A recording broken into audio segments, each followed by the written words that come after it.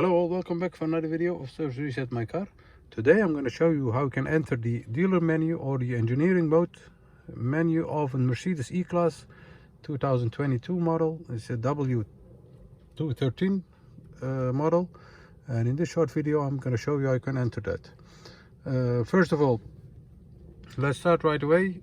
Press or turn the ignition onto the second position. All the lights light up like this. Once you have done that, I recommend to go to the home menu, press this over here, or this button over here is the same. This is touch by the screen, or the touchpad over here is the same. We're gonna go to the settings. Once you're there, find quick access. This one, press on quick access. This one.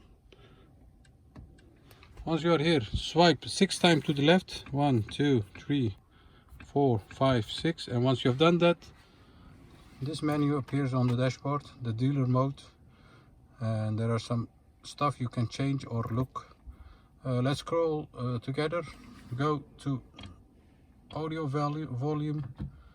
Look into that. You can change some stuff. Go out of the menu by pressing the return or the back button over here. You have some vehicle functions. Press into that. I wouldn't recommend to change anything if you don't know what's it for.